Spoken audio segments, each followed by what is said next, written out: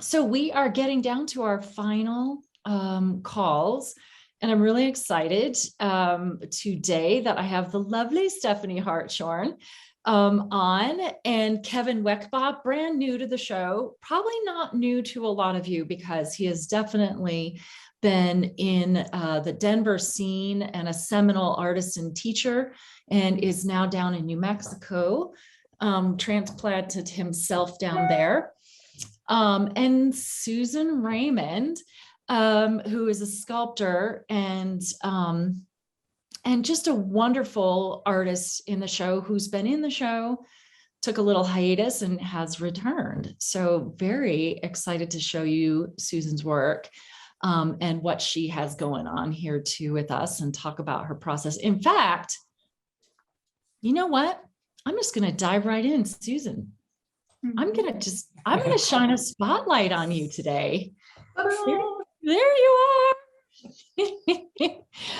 are. Okay, so I'm really happy that you came on this call. I know this is not your favorite thing to do. And honestly, I say this almost every talk. Our artists are really shy people most often. And the work that you all do is in a studio. It's often very contemplative and almost to the point of meditation. I think when I'm talking to artists, it's how they describe it. It sounds like a meditative process. And I also, before we, you know what, maybe before we even dive into your work, you have a daughter who is becoming quite an accomplished artist as well. Yes? That's right. Yeah. Yeah. Yeah. So how did she, so I'm just guessing that this was inspired by you and being in your studio. Yeah. Oh, well, when she was little, I was working at my workbench, and she was drawing on the floor, and I thought, whoa, wait a minute, can you do that in black? And I had her do this, repeat what she was doing in a drawing, and then I sent it to Highlights magazine. So she was first published at 5. Oh my gosh, really? Yeah, it's a cowboy roping, and it's yeah. Anyway, and she's gone on to art school and so forth. She's a trained artist. Yeah. I've just gotten bloody and mashed fingers and toes and burned myself and learned on my own pretty much. The art school of hard knocks. Right. But I started out working at the Museum of Nature and Science in the graphics department. So I did little diorama work there, and a lot of that's still there. Yeah. You know, Jill Sokup did as well out of art school. Oh. She got launched there as well. Oh, that's so, you know what? And if any of you listening are kind of nerdy and like this stuff, there are a number of really seminal Colorado artists who did as well. So it's kind of interesting, you know, where you kind of launch into the arts, and that's a good one. Okay, so we may have to have you give us a tour of the museum one day. And you know what, since we're talking about inspiration, your mother was quite the inspiration, wasn't she? Oh yeah. She painted for her whole life, but she kind of was a closet painter, and even she did some in her basement. But when she got really old and was afraid to go down the steps, and after she died, there was a little stash of paints in her pantry, so she could always do it. And she didn't need any recognition. She just loved to do it. And for her grandchildren, she did a lot of paintings of Denver, which they cherish. Wow. So, yeah. Because she traveled a lot too, and always took. Right. Oh, instead of photographing, she did paintings, and they're wonderful. I remember seeing some of those, and I thought, oh, that's so wonderful. Almost, you know, even better than photographs, because the photos just sort of, I don't know, they're right, but the painting is the place, but it's also how she emotionally felt about it, I think. Uh-huh. Yeah. True. Yeah. So I want to do a screen share and talk about your work. And I think, and I would love for you to talk about this as well, because your work is, well, let me pull it up. I'm gonna start with the bas relief that you brought, which I absolutely adore. And it's called Explosion. And this one is, so two things about this piece in particular, is that this is your style. This is your voice in this work, and how you have really kind of simplified the shapes. You're not going to give us, the well-detailed eyelashes and all that. That's not your style. This is very much your voice. But I also want you to talk about the subject matter of this, because this is also kind of how you grew up, right? I mean, you're very much a Colorado native and a Western woman. Well, when I was little, in fact, like first and second grade in a 2-room schoolhouse in Jefferson County, I remember my dad coming and picking me up there, getting me out of school early so I could go with him to the stock show, because he had been an executive in the horse show department, and I just loved going and following him around, and that was fine as long as I behaved.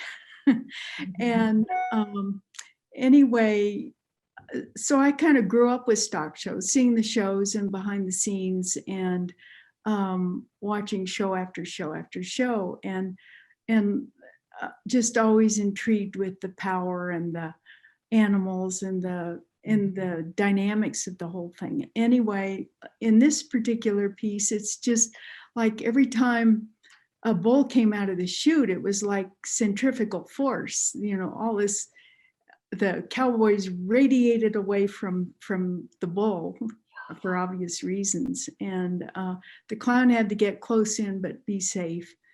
And, I was just enthralled with all that, and the power of the animals. So, I love doing rodeo things, but Western animals, not necessarily rodeo, but horses and cattle and so forth. It always intrigues me. Yeah. So, you also have the large, is it life size or 1.5 in Littleton? And we were just talking about that sculpture that I'm sure a lot of people are familiar with, but maybe don't know that it's yours. Is that 1.5? No, it isn't actually. It's life size, but draft horses, a big draft horse, it is big enough to have presence without being a bigger scale. Yeah, and so that sculpture is, I drive by it all the time. I'm like, oh, there's Susie's sculpture. I love that. But say so people could know where it is, and it's north of, it's on Santa Fe, north of, between Bowles and Bellevue. Yeah. Yeah. And that was a competition, the result of a competition that was in 1986 or 7. 1986 or 7, yeah. And it addresses the farming heritage of Littleton. Yeah.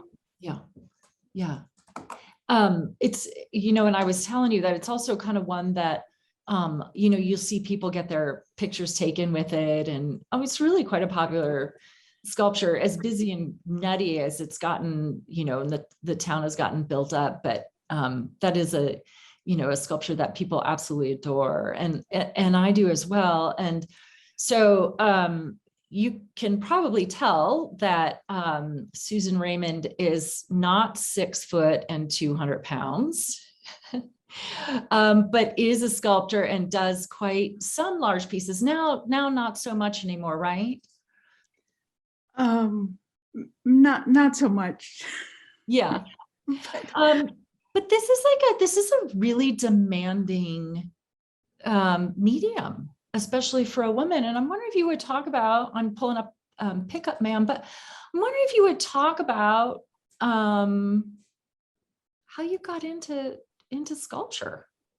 well, at the museum, when I started there, my boss just gave me a small job, a bas relief, and I took to it, and then she kept giving me more jobs, and until I did life-size Cheyenne diorama and bigger pieces, and then I was asked to do commissions, and then it just I had drawn and painted two-dimensional work when I was growing up, but then once I started sculpture, it just the 3 dimensions came much more naturally to me. Oh, And maybe it's because of growing up on a farm and jumping out of haylofts and building things and digging holes, and I don't know, but life on the farm was pretty 3-dimensional, and maybe yeah. that had something to do with it. Yeah, right. So, okay, so just a few comments, and then I would love for you to talk about the Pickup Man. So Michael Smith has put in here, question, how many artists are connected to the Art Students League in a band? And Susie, are you, because I know Kevin and Stephanie No. Yeah. Okay. And then no, this is actually not the first bas relief I've had. I've definitely had a number of them. And so Michael's just mentioning that your work has a kind of an Art Deco feel to it. And I'm wondering if you, maybe the question about it is of how you developed this style of, really it's like a smooth simplification, but that allows you to release a lot of power, like in this piece, The Pickup Man, or even Explosion. There's just this burst of action that's happening in it with something that is quite static. How did you develop that? Well, I think, if I thought about when I watch like a rodeo event, you see the action, but you don't see the buttons on the guy's shirt. Right. You don't see the buckles on the saddle. It's so I think that when that's, I just found doing that is distracting, and I think for me the motion is much more interesting, and can be diluted by too much detail.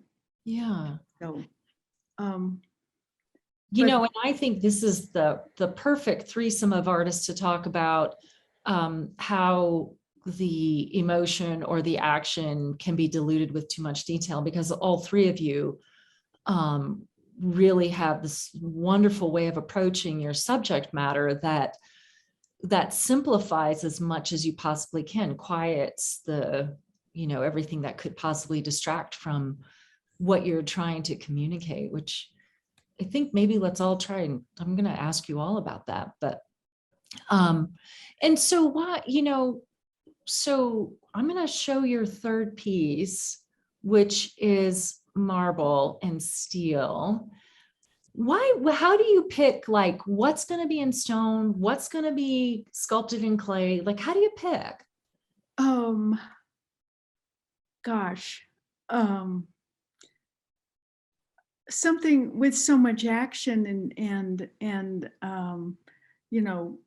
thin parts like horses, it would be hard, and would be really difficult, if not impossible, to do that rodeo piece in marble. But I've, ever since about 30 odd years ago, I did a monument for Vail with and my first marble work was doing the base for those bronze skiers. And so I had, in my yard, I've had debris from that project, and I came away with a piece of marble that was really good quality, that was part of the cast off, the cast off that was cut away from one of the columns of the Lincoln Memorial. So, that was quarried up at marble. All of that was quarried at marble. And the Lincoln Memorial was, that was finished 100 years ago. So the piece that I got from, that I was told was debris from that, I knew that was pretty good quality. So I cut off this chunk for the goose, because I wanted to do a goose. But I have a lot of reverence for that particular piece, because a few inches away from this goose would be a piece of the column of the Lincoln Memorial. Wow. And I just think that's neat. But it also was a really nice piece. Some of my other pieces of marble have inclusions and stuff, but the goose, I just, that form, I thought would be manageable with my hand tools. And of course you could do it in bronze, but a white goose with white marble is just, that's got its own character that I think is extra special. And I've wanted to do the goose, and I was glad to get a chance to, because when I walk around a lake and see geese standing on one leg, I'm just in awe. And they're asleep lots of times, or they're looking with one eye. And here, when I put on a shoe and stand on one leg, I can hardly do it. Here, they're asleep. Right. So I just, I think it's a marvel of nature that geese can do that. And I wanted to see if I could pull it off. And actually, one part that I'm really tickled about was the foot, because talk about that. I welded that with acetylene, and it's kind of gnarly and nubby, and quite a contrast to the smoothness of the marble. Mm-hmm. And I anyway, putting it together was pretty tricky, and I had help from a good friend on that. Yeah. It seems like in the art world that that creating art is, you're isolated, you're in your studio, you're doing you're doing Zoom talks every so often with a curator, bugs the bejeez out of you, but otherwise, kind of quiet. But then when you look at things like the goose, it is a bit of a team sport in a way, and especially for sculptors, because you've got to work with the foundry and the mold maker and the patina, right? So do you have a team that your kind of go-to team? Oh yeah, I do. For different size pieces. Yeah. And that has, and I'm gonna click over to Kevin here next, but tell me about just, I know with COVID and bronze is always affected by oil and gas prices as well, because there's a lot of energy that goes into that. And I've heard several foundries have just shuttered. I mean, how's that been going for you with I've been crossing my fingers that they keep going. I know they have supply problems as well as labor problems. Especially with the molding materials and the shells that they use. Wow. So I'm hoping they survive. Yeah. Some will, but anyway, instead of trying to really do extra special art, I'm thinking, what can I do that I can get cast so my foundry friends can get a paycheck? Right. Which is a different way to look at my work. Yeah. But I think that is like, it's such a, art is, it's a community, and it really just edges towards family, and we do think of that, like, how can we give money to our framers or the foundry or the patina person, or yeah, and it's not a selfish thing. It's that we realize we're all in this together in a way, I think. Okay, well, Susan, please stay put. Go nowhere. Kevin, you are in the hot seat. How are you? Will you unmute for me? Thank you. Good. All right. Good. Hello from New Mexico. Hello. Hey, before I kick this off with you, Ginny Gulikowski, thank you for this. Susan, she writes, I love the curves of this piece, and it is really gorgeous when you see it in person too. It's just, it's the perfect form to use that stone with. It's really lovely. So yeah, it's Yeah, gorgeous. I agree. That was quite beautiful. Yeah. Okay, so Kevin, I am so glad to have you in the show. And you were born and raised in Denver, right? Yes. Yeah, I was born and raised in Denver.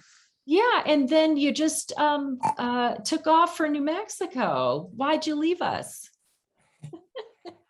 I don't know. It's just a change of space, artistically. It's good to be in a new environment, surrounded by new inspiration. Yeah. That was a big part of it.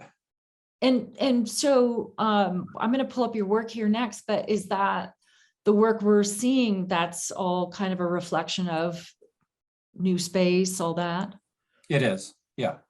Is that something that artists really kind of need? Because I know some artists, they can stay in their studio for years basically and just kind of keep finding new, but it seems like to get that outside influence or input, is that something you find?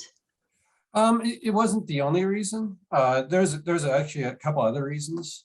One of it was I felt a little stuck in Denver with getting myself into new galleries. Mm-hmm. Business, a big aspect was the business end of art. That got me to leave the state. I feel a little tied down in Colorado. Mm-hmm. But yeah, I mean, artists like many painters have just stayed in the same place forever. Yeah. And incredible masterpieces. Right. So Right. I don't know if it's necessarily just that one aspect, but there was that plus the business aspect. Mm-hmm.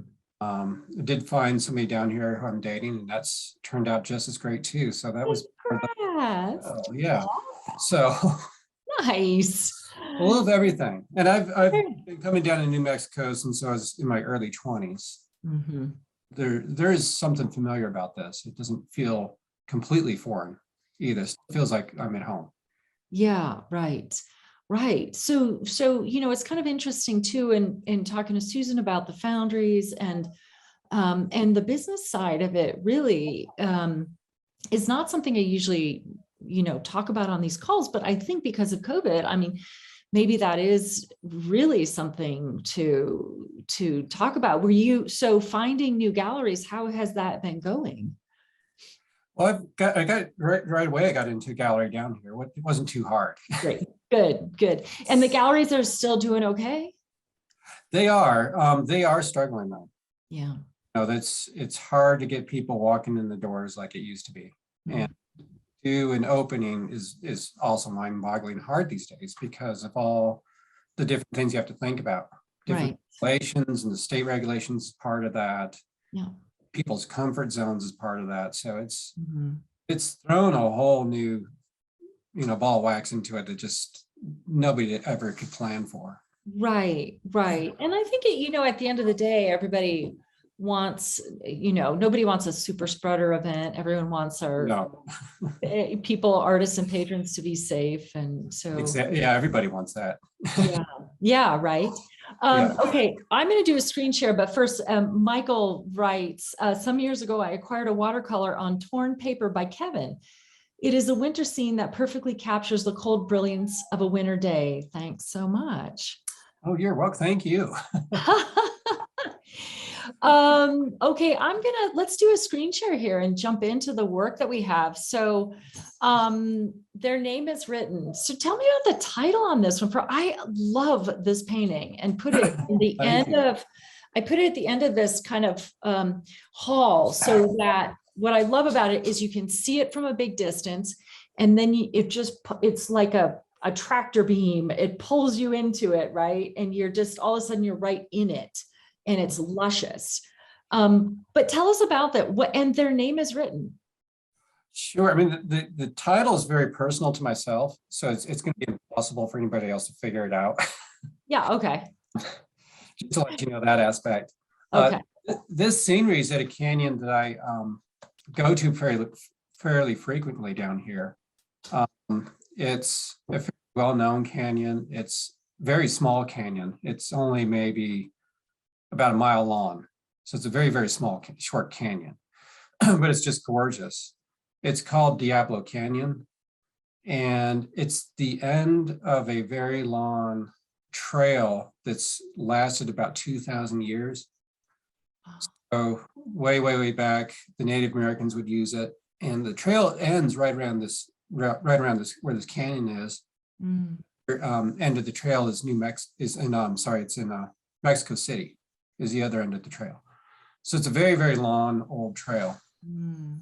So there's a lot of history about it. I like to go there and hike. I run quite a bit. Mm-hmm. A lot of trail runs around there. Oh. And go down there and paint all the time. And the scenery that this is taken from is actually from very far away. I had to get to a distance I kind of liked, and it was maybe a mile away from where you can actually see it. Oh. So I painted it from very, very far away initially, and I did also work from photo reference and also memory of the place. Mm. Mix kind of a sort of almost like a mixed reference. So, I'll paint on location, and I'll also paint from a reference, and also paint from a memory of the place. Mm-hmm. Memory, what I'm doing is just sort of inventing different lighting that really doesn't exist, or maybe exists at different times of the day. Yeah. Wouldn't see the situation ever if you ever to go there. Yeah. So I've altered a couple things. Yeah, it's an interesting thing because this year in particular, I've been having this conversation with a lot of artists about how the work has really kind of grown and evolved to now incorporating a lot of memory, or whether it's like an exaggeration of something to create a point or an emotion in the work. And so I think that's really fascinating that you're doing that. So you paint a lot on location too, right?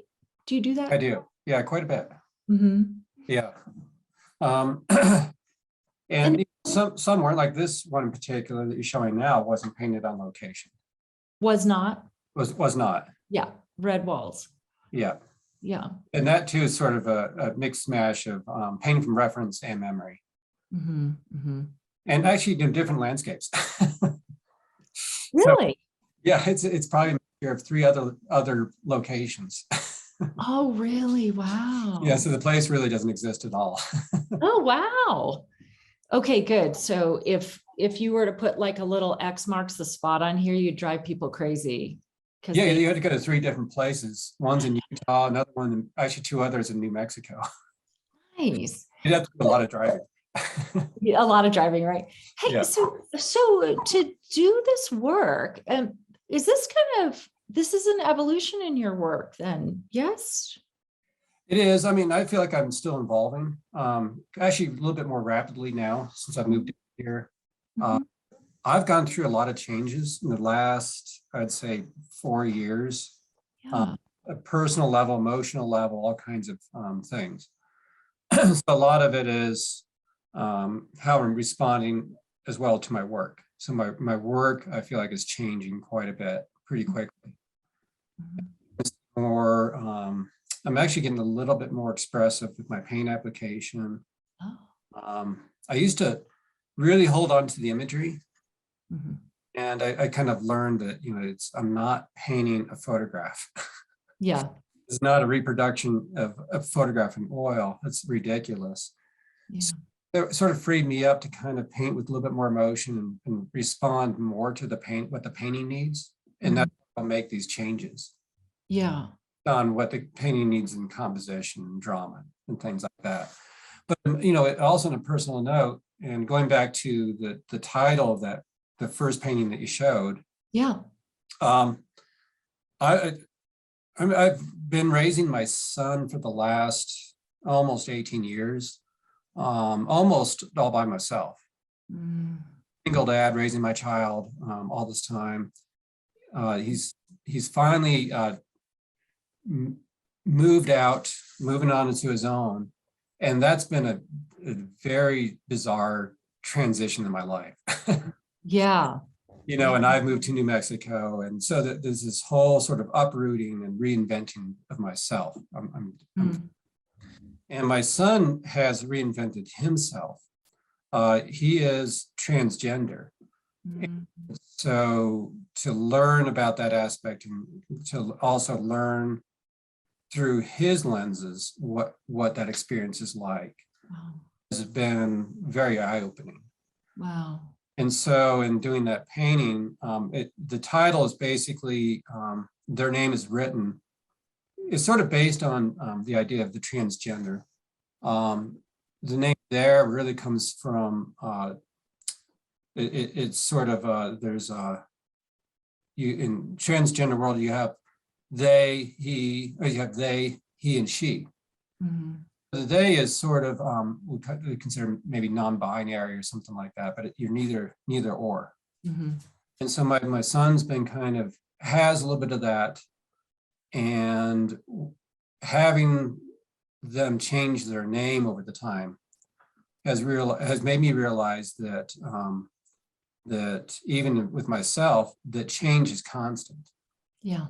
And so what I'm seeing on the wall there, I'm seeing the light change and move, and I'm seeing these new patterns. Mm. Painting has changed a lot over time because the light has changed physically on the painting itself, been moving the light around. And so that's been kind of part of it. So it's sort of like allowing this transition to take place, embracing the transition and embracing change has been what this sort of painting to me is about. And that's why I say, it's really a personal title that I really have to spell it out for you to Yeah. really means. In other words, it can mean whatever you like to yourself. When I view art, it's a very personal note. Mm-hmm. But I understand when somebody else views my work, they're going to bring themselves to my work, and they're going to have a different response. So I always tell people who have my work, they can retitle it if they like. To Okay, me, that it's makes a brand new curators experience, nuts. Yeah, I Yeah, that kind of makes like curators nuts. Okay, if you're that. listening, I'm sure it does. don't do that. That'll make me crazy. Okay, but yeah, just if you wanna, don't do it. Yeah. It'll make curators crazy. It's hard to track all that. All right. You know what, though? It strikes me that this painting is really just what a perfect metaphor, right? Because the stone and everything that we see is just, it's huge and it's an immovable, but it's been etched away over millions of years. I mean, yeah, the canyons themselves date all the way back to the Jurassic period. Yeah. When I was describing the trail that's there, that's gone back 2,000 years. Mm-hmm. That's gone through a lot of change, and the trail's still there. It's still used. Wow. But it's gone through, of course, an immense amount of change. It's been renamed. I don't even know what the original name was. I'm not even sure anybody really knows anymore what the original name was. Yeah. Wow. So it's gone through quite a bit of change, and it's still used, basically for what originally it was used for, is really just transportation. Yeah, right. And moving up and down goods, so it's still used for that. So it's in sort of a good symbology for that. Yeah. a Native American friend of mine said, there's all this stuff, borders and building fences and all this kind of stuff. But she said, for hundreds of years, this was a super highway up and down. People just went up and down and back and forth, these trails. And, and so it's really just kind of a foreign thing to block off roads. Yeah, it really is. Yeah. So tell us about Galisteo Basin, and the forms. There's such a strong sense of form and shape in the work, and how the light bounces off of it. And when we were hanging your work in the gallery in this particular space, I keep saying this in all these talks, but your work is some that is, in particular, people need to get in front of it to experience it. And I think the images online are pretty darn good, but to really be in front of this work, it feels a little more like this, like it's a big, you are being pulled into this day, Yeah, I mean, a lot of it is, my play, the paint quality and building on those layers and text and whatnot, trying to be in the viewer, have the viewer see something different when they walk up to it, when they're closer to it. And then when you walk away, everything kind of pulls together. Yeah. So it's almost like two different paintings. Up close, I'm trying to be more abstract. So I'm trying to see it as more of an abstraction. Mm-hmm. Further back, you can kind of see what it is, more or less. Oh, it all really comes together. And that's the fun with it, is that, when you see it from across the room, you're like, wow, look at that canyon, or look at that, and you walk up and you get into it. And it really is, I'm even gonna see if I can blow this up even bigger, but it's just a big, luscious, abstract canvas of these wonderful colors that just dance. You set them next to each other and they just dance and play next to each other. It's really fun. Well, thanks. Yeah, I mean, that is the big part of it. And in this particular location is a Galisteo Basin is not too far outside of Santa Fe. It's maybe a half-hour drive. It's sort of the opposite direction where Diablo Canyon is. Uh-huh. I go there and hike all the time, hike with my dog. I do a lot of trail runs there. Mm-hmm. With the trail runs, because I run pretty far. I can run up to 20 miles at a time. Wow. Yeah. So I see a lot. Yeah, I bet you do. So when I'm out running, the thing I enjoy about running is that it puts me into a very meditative state, like painting does, but it's slightly different.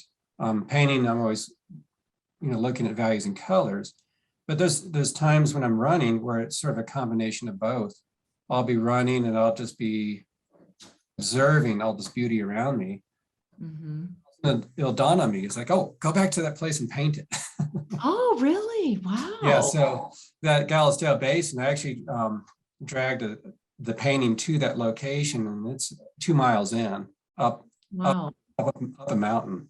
Holy smokes. So it was a lot of hard work just to get there. Wow. Oh, I actually painted it on a rock ledge. So it was, it wasn't like real risky, but it was, it was up there. Yeah. So, that was part of the experience, is to paint from location. And I did most of it painting on location. And then the rest of it I did from memory with no photo reference. Wow. Hey, have Desert Lake, and then I'm gonna head over to Stephanie here in a second, but I'm wondering if you would, so all the pieces we have in the show are oils, but you do a lot of watercolor, and I'm wondering if you could talk about the difference between, or why you choose, just like Susan, stone or bronze, why do you choose one medium over the other? I mean, it's I don't know, it's just a matter of how I feel that day. Oh. It's I'll just wake up and say, I feel like painting in watercolor. And I'll just do a bunch of watercolors, and sometimes I have a blast with it, and I might spend several months just only doing watercolors. Oh, yeah. I also do mixed media now, where I'm taking watercolor, and I also do gouache and caustic paint Oh, or else, and I'll mix it together to create, the paintings now. So I'm more mixed media now than anything else, but I do still oil, so it's oil and mixed media. yeah. There's a lot of now. So the ones we have, are they all straight oils or are they mixed media as well? They're all straight oils. They are. Okay. Yeah. Wow. Yeah, the first one you showed, they're Mhm. working on it. I'm about to do a very large version of that one. I don't even know how big, but that one's going to be mixed media. And which one? Sorry, which one was it? It's see, it was the very first one that you showed. Do you mean their Their name? name is, yep. Okay. It's not going to be the same. It's going to be a version of this. Yeah. Wow. Oh, I can't wait to see that. Yeah, Oh, I don't even know if it's going to work. yeah. But that's the joy of The it. idea in the back of my head right now. That's where we're living. Yeah, right. You know what? I think, I mean, isn't there a lot of that, the experimentation and the freedom to be able to do that it's got to be pretty great. It's great and it's terrifying. Yeah, right. Because how do you market that? I mean, my galleries hate it. Oh, they despise it when I do something like this. They do. We don't know what you're going to do next. You're unpredictable. So how do we market you? So they're terrified, which terrifies me. Yeah. So it is terrifying. It is terrifying to make a big change in style or change medium or do something that's sort of different. So, but that to me, if you don't do that, you're not going to learn, you're not going to explore, and you're not going to grow as an artist. Mm-hmm. And I always tell my gallery, you don't want an artist who's going to just stay mid-career their whole life. You want an artist who's going to flourish and grow. And if you're thinking about economics, a truly talented artist is going to sell for a lot more money later down the road than somebody who just stays at their sort of average pace. Yeah. Yeah. So that's the way I'm looking at it. Yeah. Well, I've got a number of comments here to read too, but I remember when I interviewed Wayne Thiebaud and he said, you never want to become an art world employee. Yeah. Yeah. Oh yeah. And the galleries they don't admit to it, but they can't help it because they're in the business of selling. I don't blame them for it. It is their business to sell the work, so they get into that mindset. Yeah. Yeah. We try to balance each other out, I guess. Yeah. Right. I need them too. Right. You need them. I respect what they do. You need them, but they need you to push them too, right? We need each other. Exactly. Yeah. So, okay. Blake says, can't wait to see Kevin's art live. So bold, confident. It truly is. May writes, Kevin is a genius. Not one stroke is accidental. Thank you all. Thank you. Yeah. Michael Smith is asking if you can talk about the angularity of the color areas. I'm going to ask you to hold that thought. I'm going to head over to Stephanie and let me grab Stephanie and we will get back to that one, Kevin, but I just really Sounds good. I want to make sure I get Stephanie in here. How are you? I'm good. Good. Mhm. In your studio, and it's so good to see a fresh painting up and Yes, in the works. nice. In the works. Mhm. Yeah, very nice. So I am wondering, Stephanie, if you would, and I'm going to pull up your paintings as well, but would you kind of tell us a little bit about how have things been going for you since COVID? What has that been like? And what's that been like in your studio? And I'm asking this because Okay. when we pull up your work, you have again made a step forward. And I feel like a step out of your comfort zone with this work. And I'm Yes. wondering what has kind of precipitated this change? Well, it's funny, in the front of my mind, I don't necessarily think of it as COVID, but I'm certain it is that. And there's a response to the emotions that we've all experienced. And for me, what happened there was a want to, and I think it was happening a little bit before COVID, and it just gave me more of a space for it. Connecting with nature more. So most of my work has been coming in, and I would say a more intimate conversation with architecture of rural America and the West. And I still love that. It's just, I found myself wanting to explore a sense of place. And maybe one could say that, and I'm just going to riff on it right now, of our displacement of sense of place has been profound. And so maybe nostalgically, there's something more comforting. There's something there of, I want to feel the surrounds of these places that I love to come to. And I always see that when I go. Interestingly enough, I just haven't felt that it's been the right time, where I haven't known how to express that. And I wanted to express this organic experience of the land. And I've wanted to do that for a really long time. And so some pieces, and not all, I wish I could show you even more that I've kind of played around with, but big landscapes that have no structure. I'm like, what? But when I go and travel, man, I love getting in the car and being on the road and just drinking in the landscape, our country. And I feel like I get to explore a big chunk of it, but I'm like, it's gorgeous. Our country is gorgeous. And the range of what is out there is breathtaking. And to take the time to do that, and maybe more people are getting into their cars and doing road trips because plane travel is a little sketchier or whatever it is. It's again, an intimacy with our land. And so hopefully I'm not spinning around too much here, coming into places that are organic but still speak of a farm or a ranch. I've just really been enjoying that. Yeah. So I'm going to do a screen share so we can really dive into the work and take a look at what is going on here with the pieces. And these two, your work as well. So this is an interesting thing because some work, like I see them, everything comes in, we uncrate it.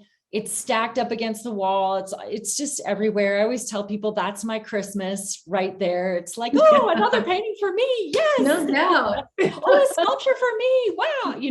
It's no, I'm like a kid. I am seriously a kid in a candy store when it's uncrating the artwork time. And your work was there, it was in the gallery surrounded with all this stuff. And it really wasn't until my fabulous installers popped it up on a wall that had a big ceiling and it had room to breathe, that once we got it up, we were like, oh, whoa, what is here? Because your work, again, just like seeing Kevin's work from a distance, like you will never walk into any place in the gallery where you won't see Kevin's work first from a distance, that you will have to trek down the hall to get there, right? Or down through the galleries to get there. And your work, where it is, there's a lot of breathing room around it. And I think for some reason it needs that. And maybe you're doing something that you can talk about here that you, in these paintings, they spread out well, I love hearing that. And honestly, that's what I've been looking to describe for myself. So when I talk about my work a lot, and when I just talk about art in general, I talk about it. It's our language. It's how we speak. And I certainly can paint clouds and I can paint ground and all that kind of stuff, but I've needed to understand what my vocabulary is. And I was dabbling with some of this before, but it wasn't there yet. And last year, actually for course, I started to break out into something that I got really excited about. And it was, for me, for example, it was the language of clouds. I haven't by any means mastered that for me yet, but I figured out something there that I'm like, oh, there was emotion, there was discovery, there's a lot of sense of serendipity. It's just, it became really exciting of how I needed to lay my paint down to speak my language. So these pieces, really what I wanted to explore was this vast, a big space and ranches and farms. When I'm out and looking at these places, there's big sky and big vast land. And I kept thinking, how do I do that? How do I bring that to my work? Because it's just, I don't know, I have a word for it. It's like beautiful, stunning, and inspiring. Yeah. And I've always been very intimately. So I'm like, let me try to step back a little bit and see what comes of it. And go ahead. So a couple things. One, you're a Coloradan, born and raised here too, right? Yeah. Yeah. So all three of you are Colorado natives. You're all from here, yeah? Yeah. So okay, so there's that. That's really interesting, because we are kind of a transitory state. There are a lot of transplants here, even more than ever now, right? People have discovered I can work anywhere. I'm going to work in Colorado. And so, yeah, it's gotten a little crazy around here. But the other thing is, you did not start off studying art in school. You studied chemical engineering and then architecture. Yes. Yes. And so I like to bring that up as pieces to this puzzle of this work, because I think when you toss out architecture, then people are like, oh, aha. There's this sort of way that you sort out things, I think, but also, and I think this is something that I've watched you develop over time, is the way that you are laying down these forms and using the paint and dragging, like, I think we can up here, let me kind of zoom in here, if I can zoom in, of, you can kind of see this sort of sense of dragging maybe a palette knife down to just kind of create, and then leaving it alone. Maybe that's it. Maybe you are allowing yourself to leave things alone. That's a big experiment all the time. I have a funny thing that I battle, and I talk to students about this. I'm like, I don't know where it came from. Nobody ever told me what a finished painting was supposed to look like, but I confront that every time I'm making a painting. There are stages. Sometimes it's the very beginning. It's when I've just put an underpainting, like I've just blocked it in. And when I do that, that's monochromatic. It's, I take one tube of, I don't know, usually it's like Payne's gray, and I have a way of putting that down. And there are times I'm like, oh, that's it, oh my God, I love it. And I don't want to touch it for the longest time. And there's this whole thing of, well, what if you just left it, and then, oh my God, you can't do that.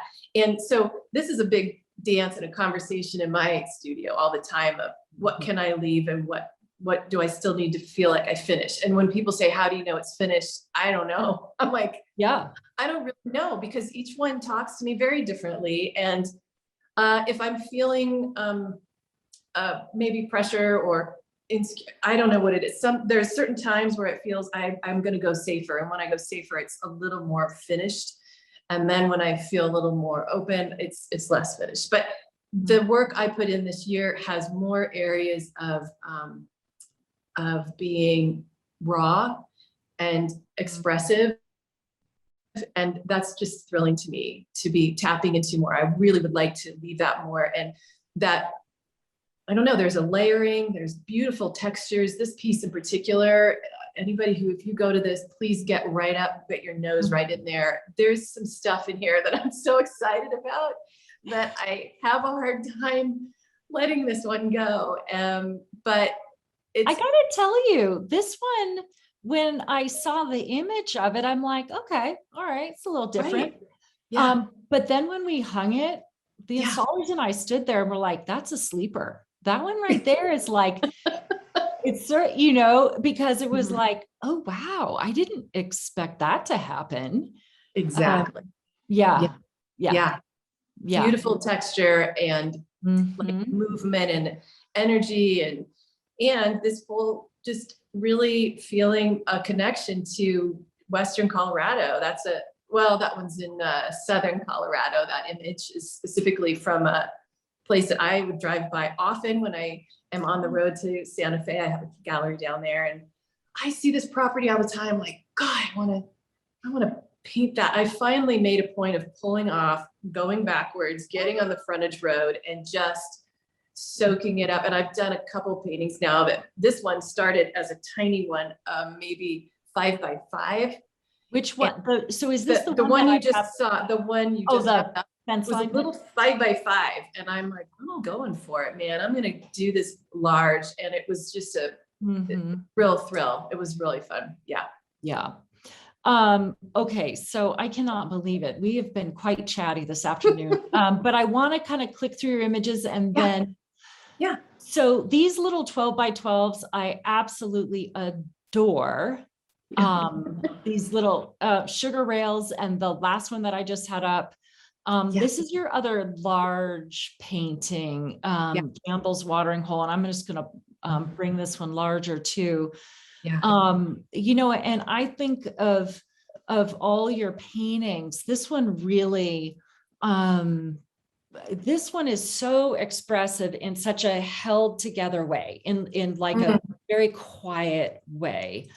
But it really speaks, and it really, to me, says a lot. And I'm wondering, is there something metaphorical or about this piece that you were working on as well?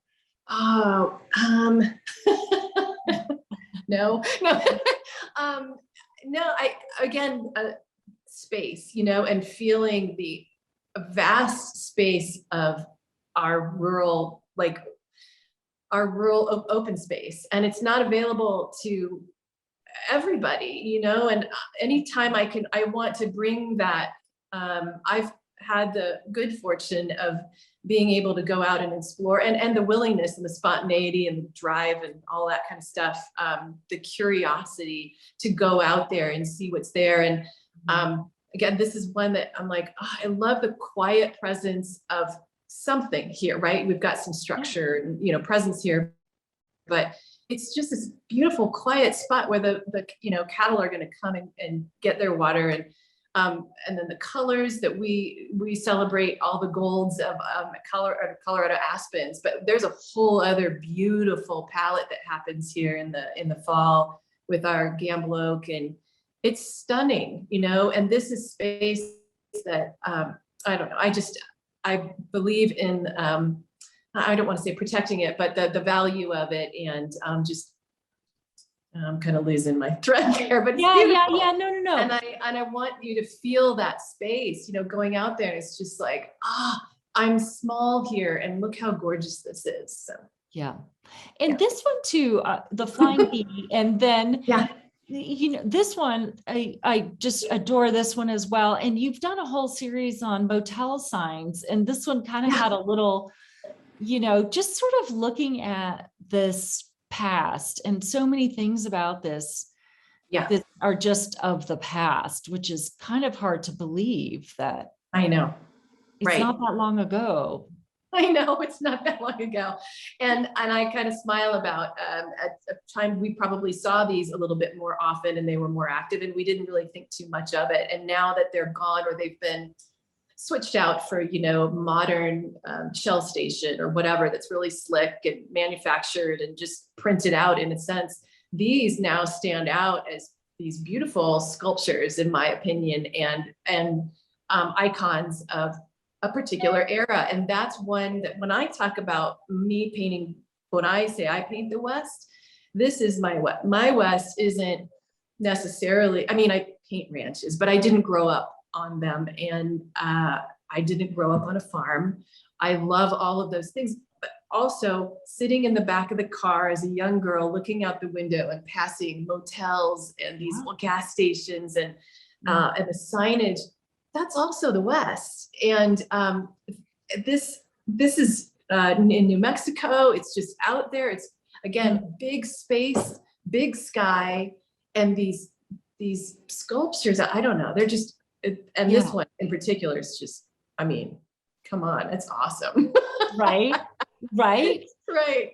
Oh my gosh. Okay. So we are actually at the top of the hour. And what I love to do here is, and if you all want to hang with us, and artists, if you want to open up your microphones again, and I'd love to give some time for you all to just kind of ask questions of each other. And let me just do this kind of quick and read some comments that have come through. Stephanie, this is from Blake: creating a grandeur out of the simple. I park in front of these, love them all. Yeah. Oh, love it. Thank you. And May, yes, Stephanie gives us the gift of space. Nothing feels pushed or crowded. Exactly right. But there's still that human element in them. Like, you're not sugarcoating it. It's still there. But there's a lot of breathing room, especially this year. And I think this is a good question for all three of you. Michael asks, how often do they do a piece that they cannot let go? What triggers that response? And I sort of have a sense that Kevin has a piece in the show maybe that is hard to let go, and Stephanie as well. And I know, Susan, you've done them, but galleries call or shows call. So when is that, and what triggers that? I'll try to say this really quickly. What it is for me often is I have come to find a part of me, a new part of me, and it's really exciting to me. And they're teachers. So the pieces that I really don't want to let go, I feel like there's a bit, they still have a lot to talk to me about, and I still have a lot to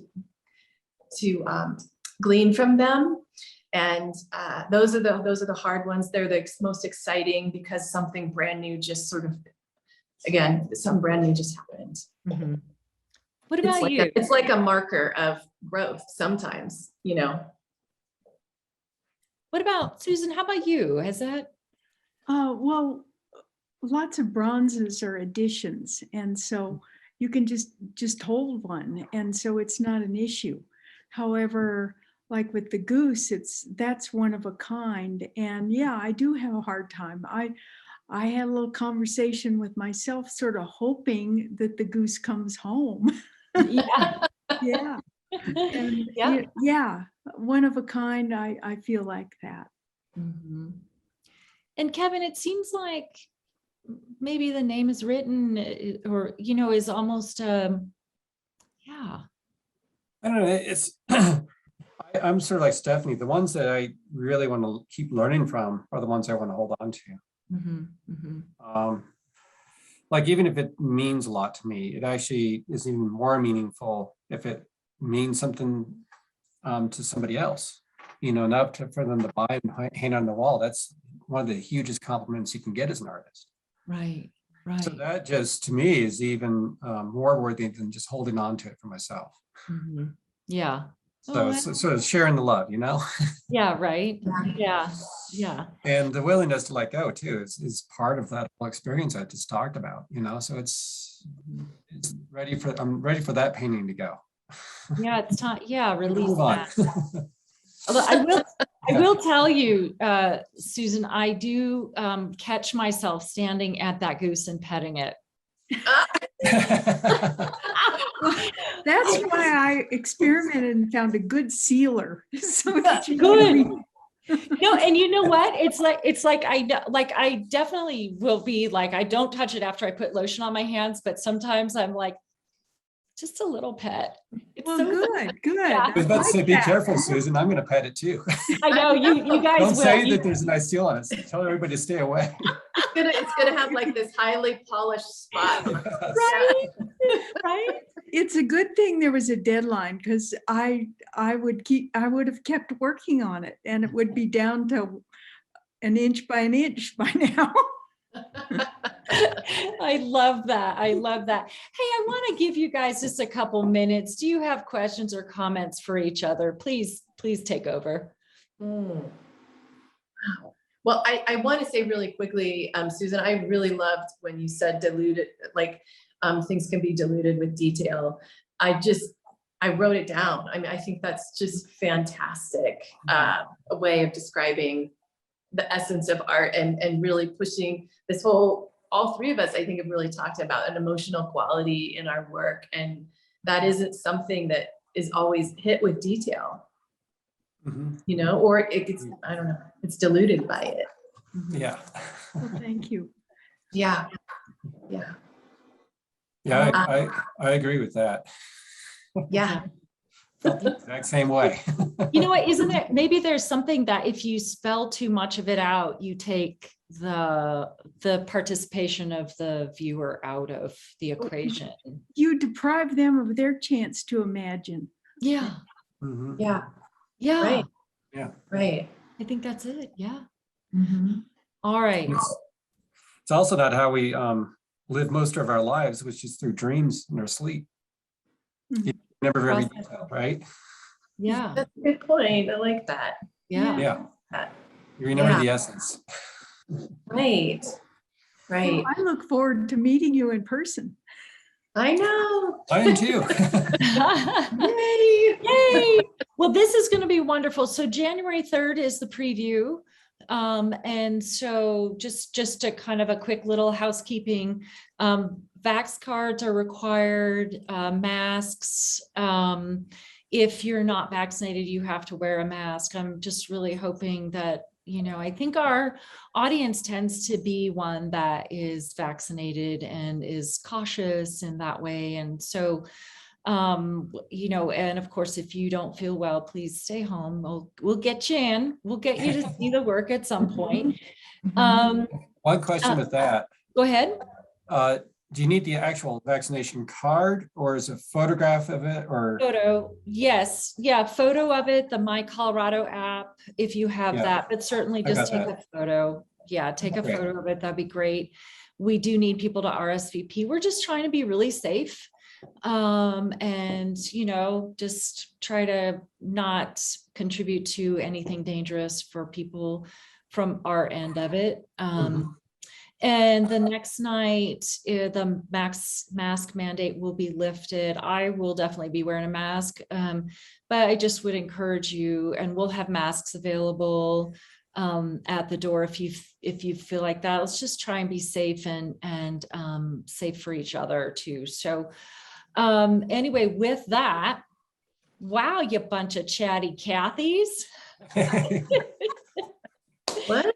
Oh, this was really fun. Thank you, Susan, Kevin, Stephanie. Thank you so much. Happy Thank you, Rose. holidays. Thank you, Rose. Thank you, Rose. Happy holidays. You're very welcome. I will see you in the new year and cannot wait for you to see the show up and just enjoy it. So, and thank you all for coming on this call. I really appreciate it. It will be posted here the next couple of days. So let people know how brilliant these artists are, and you just have to go back and listen to them talk. So anyway, take care. Happy holidays. And Happy holidays. we'll see you soon. Okay. Happy holidays.